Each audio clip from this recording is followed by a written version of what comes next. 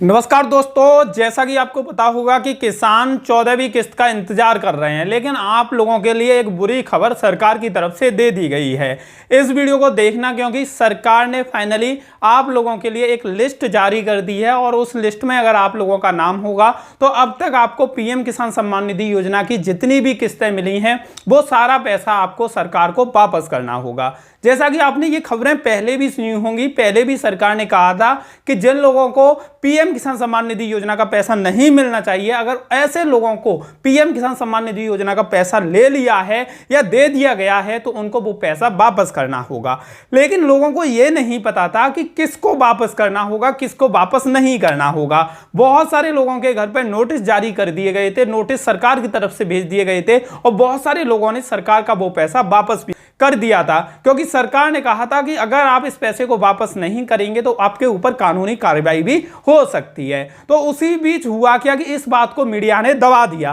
दबाने के बाद हुआ क्या कि बहुत सारे लोग यही सोच रहे थे कि हमारे पास अगर नोटिस आएगा तो हम इसके बारे में विचार करेंगे कि सरकार को पैसा वापस करना है या नहीं करना। लेकिन सरकार ने क्लियरली यहां पे ये कह दिया कि अब नोटिस नहीं भेजे जा रहे, अब आप अपना नाम लिस्ट में देख लीजिए, अगर आपका लिस्ट में नाम है तो वो पैसा आपको खुद वापस करना होगा। तो आज की वीडियो में पूरी जानकारी देने वाला हूं कि आपका लिस्ट में नाम है या नहीं, ये आप कैसे चेक करोगे, आप उस पैसे को कैसे वापस सरकार को करोगे और आपके लिए क्या मुसीबत खड़ी हो सकती है अगर आप सरकार को उस पैसे को वापस नहीं देते हो। तो पूरी जानकारी आज की इस वीडियो में रहने वाली है। लेकिन वीडियो शुरू करने से पहले आप लोगों से एक निवेदन करना चाहूंगा कि इस वीडियो को पहले ही लाइक कर दीजिए और शेयर बटन पर क्लिक करके अपनी प्रोफाइल पर, ग्रुप पर और ज्यादा से ज्यादा लोगों तक इस वीडियो को पहुंचाने में हमारी मदद करिए, जिससे ज्यादा से ज्यादा लोगों को पता लग पाए कि सरकार आपके ऊपर इस तरीके से दबाव बना रही है और आपको सरकार को वो सारा पैसा वापस करना पड़ेगा जो पीएम किसान सम्मान निधि योजना के नाम पर आपको सरकार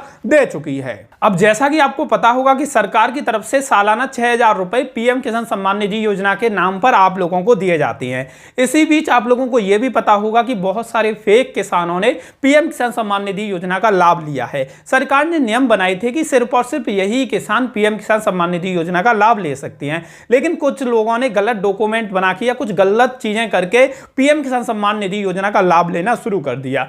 महीनों और सालों बीत गए और सरकार को बाद में पता लगा कि बहुत सारे ऐसे किसान हैं जिनके पास जमीन नहीं है, उसके बाद भी वो पीएम किसान सम्मान निधि योजना का लाभ ले रहे हैं। बहुत सारे किसान ऐसे हैं जिन्होंने फेक डॉक्यूमेंट बना के पीएम किसान सम्मान निधि योजना का लाभ ले रहे हैं। अलग अलग बातें अलग अलग राज्य से खुल के आई, तो सरकार ने इस पर कड़ा दिशा निर्देश देते हुए लोगों को कहा कि अगर आप लोगों ने इस तरीके से पैसा लिया है और अगर आप इसके उत्तराधिकारी नहीं हो तो आपको वो सारा पैसा वापस करना पड़ेगा जो पैसा आप सरकार से ले चुके हो। उसके बाद हुआ क्या कि सरकार ने नोटिस भेजना शुरू भी कर दिया था, लेकिन लोगों को क्लियरली ये नहीं पता था कि किस किस को वो पैसा वापस करना है, तो उसके लिए फाइनली लिस्ट जारी कर दी है। तो अब हम बात करते हैं कि कैसे आप लोग पता लगा सकते हैं कि आपका नाम उस लिस्ट में है या नहीं, और आप लोग कैसे देख सकते हैं उस लिस्ट में अपने नाम को, उसकी बात करते हैं। तो चलिए अब चलते हैं मोबाइल स्क्रीन पर, जिससे हम समझ सकें कि आपका नाम उस लिस्ट में है या नहीं। ये बात आप कैसे पता लगा सकते हैं। तो सबसे पहले आपको गूगल ओपन करना है और उसमें पीएम किसान सर्च करना है। तो आपको पीएम किसान की ये ऑफिशियल वेबसाइट दिखेगी, इस पर आपको क्लिक करना होगा। क्लिक करने के बाद आप ऑफिशियल वेबसाइट के होम पेज पर पहुंच जाओगे। ऑफिशियल वेबसाइट पे ही जाना है pmkisan.gov.in पर। उसके बाद आपको नीचे स्क्रॉल करना है, नीचे की साइड आपको आना है। स्क्रॉल करोगे तो सबसे नीचे की साइड आपको एक ऑप्शन दिखेगा। ये ऑप्शन आपको दिखेगा ऑनलाइन रिफंड के नाम से। तो ये ऑनलाइन रिफंड का आपको मैं क्लिक करके भी दिखा देता हूं, एरो करके दिखा देता हूं। तो ये ऑनलाइन रिफंड के ऑप्शन पर आपको सबसे पहले क्लिक करना होगा। ऑनलाइन रिफंड पर क्लिक करने के बाद आपको थोड़ा सा नीचे स्क्रॉल करना है और सेकंड ऑप्शन को आपको सेलेक्ट करना है। तो सेकंड ऑप्शन में लिखा हुआ है कि if not paid earlier then select this option to refund the amount. अगर आपने रिफंड नहीं किया तो उसे सेलेक्ट करिए और सबमिट पर क्लिक करिए। उसके बाद आपको यहाँ पे 3 चीजें दिखती हैं। यहाँ पे आप आधार नंबर डाल के अपना लिस्ट में नाम देख सकते हैं, अकाउंट नंबर डाल के लिस्ट में नाम देख सकते हैं और मोबाइल नंबर डाल के भी लिस्ट में नाम देख सकते हैं। यहाँ पे आपको ये डिटेल डालनी होगी और ये कैप्चर कोड नीचे डालना होगा और गेट डिटेल पर आपको क्लिक करना होगा और तुरंत आपका लिस्ट में नाम है या नहीं वो सामने आ जाएगा। तो चलिए यहाँ पे मैं डाल के भी आपको दिखाता हूँ। तो मैं जाता हूँ मोबाइल नंबर पे, तो हम अपना मोबाइल नंबर यहाँ पे दर्ज कर देते हैं। तो यहाँ पे हमने मोबाइल नंबर और कैप्चर कोड डाल दिया है और गेट डाटा पे क्लिक कर दिया है और यहाँ पे लिखा आ गया है you are not eligible for any refund amount, यानी कि हमको रिफंड नहीं करना, हम इसके लिए एलिजिबल है। तो यहाँ पे मना कर रहा है you are not eligible for any refund amount. अगर यहाँ पे ऐसा लिखा आ रहा है तो आपको पैसा वापस नहीं करना है, आपको लगातार आगे भी किस्तें मिलती रहेंगी। तो ये तो उन लोगों को दिखाया जाएगा जो असली हकदार हैं, उन लोगों को ऐसा दिखाया जाएगा कि आपको रिफंड करने की जरूरत नहीं है, आप एलिजिबल नहीं हो रिफंड के लिए, आपको पैसे वापस नहीं करने पड़ेंगे। लेकिन उसी जगह जिन लोगों को पैसा वापस करना है वहां पे लिखा आएगा कि आपको रिफंड करना है और लिंक आएगा, इस लिंक पे क्लिक करके आप पेमेंट कर दीजिए और रिफंड कर दीजिए। तो वहां पे क्लियरली लिखा आएगा कि आपको पैसा रिफंड करना होगा, इंग्लिश में लिखा आएगा और क्लिक हियर फॉर रिफंड। तो वहां पे आपको क्लिक करना होगा और क्लिक करने के बाद आपको वो पैसा वापस करना होगा। अब भाई ये तो आप पता लगा सकते हैं कि आपको पैसा वापस करना है या किसको पैसा वापस करना है और किसको नहीं। लेकिन एक बात यहां पे ये भी आती है कि अगर आप लोग ये पैसा वापस नहीं करते तो क्या हो सकता है। और आपको एक बात यहां पे बताना चाहूंगा कि आपके ऊपर बहुत बड़ी मुसीबत खड़ी हो सकती है अगर आप लोग इस पैसे को वापस नहीं करोगे। लेकिन आपको कुछ जानकारी यहां पे और भी देना चाहूंगा, तो आप अभी बैठिए, इस वीडियो को आराम से देखिए क्योंकि काफी जरूरी जानकारी आप लोगों के साथ मैं शेयर कर रहा हूं। दोस्तों होगा क्या, जैसे आपने यहां पे देख लिया कि आप एलिजिबल हो रिफंड के लिए या नहीं हो। आप अगर पीएम किसान सम्मान निधि के लिए एलिजिबल हो तो कोई दिक्कत नहीं है, लेकिन एलिजिबल नहीं हो उसके बाद आपने पैसा लिया है और आपने देखा है यहाँ पे लिखा आ रहा है कि आपको पेमेंट रिफंड करना होगा सरकार को, तो वास्तव में आपको वो पैसा सरकार को वापस करना ही करना पड़ेगा। लेकिन कब करना पड़ेगा, किस तरीके से करना पड़ेगा और अगर नहीं करते तो उस कंडीशन में क्या कार्रवाई आपके ऊपर हो सकती है, उसके बारे में भी बात कर लेते हैं। सबसे पहले मैं आपको बताना चाहूंगा पेमेंट को रिफंड करने के दो तरीके इन्होंने बताए हैं। पहला आप ऑनलाइन कर सकते हैं, दूसरा आप ऑफलाइन कर सकते हैं।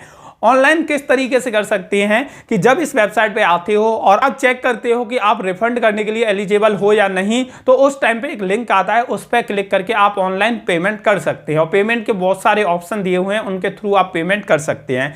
दूसरा तरीका है कि आपके घर पर इनकी तरफ से नोटिस भेजा जाएगा और नोटिस आपके घर पे आएगा तो उसमें बैंक डिटेल दी होंगी, वहां पे जाके आपको पेमेंट करना होगा, उस अकाउंट में जाके आपको पेमेंट करना होगा।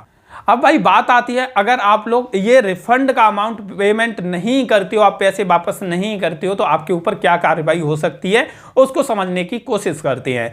दोस्तों अगर बात करें कि आप अगर पीएम किसान सम्मान निधि के लिए एलिजिबल नहीं थे और कुछ गलत चीजें आपने करके उसके लिए पंजीकरण कर दिया और सरकार से भी गलती से वो पैसा आपके नाम पर आ गया है, तो ये जो केस बनता है वो 420 का केस बनता है, यानी कि सरकार को आपने बेवकूफ बना के सरकार का पैसा हड़पा है और 420 के केस में आपको पैसा भी वापस करना पड़ सकता है और आपके ऊपर कानूनी कार्रवाई भी हो सकती है।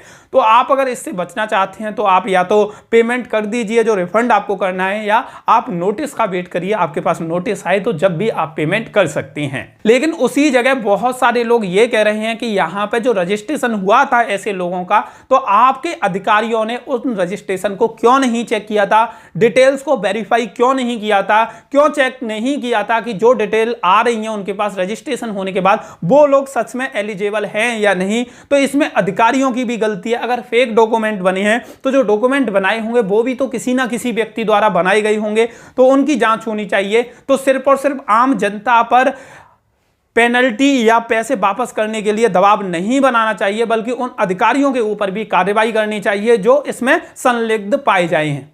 अब आप लोगों से मैं पूछना चाहूंगा कि आप लोगों की क्या राय है सरकार के इस नए फैसले पर, अपनी राय कमेंट करके जरूर दीजिए। और ये जानकारी अगर आपको थोड़ी सी भी जरूरी लगी हो तो वीडियो को लाइक कर देना और शेयर बटन पर क्लिक करके ज्यादा से ज्यादा लोगों तक शेयर कर देना, जिससे ज्यादा से ज्यादा लोगों को यह जानकारी पहुंच पाए और ज्यादा से ज्यादा लोग ये जानकारी हासिल कर पाए। और ऐसी ही वीडियो के लिए ऊपर फॉलो बटन दिख रहा होगा तो जल्दी से जल्दी फॉलो बटन दबा दीजिए, जिससे इन फ्यूचर ऐसी वीडियो आप लोगों को मिलती रहें। आज की ये वीडियो देखने के लिए आप सभी लोगों का तहे दिल से बहुत बहुत धन्यवाद।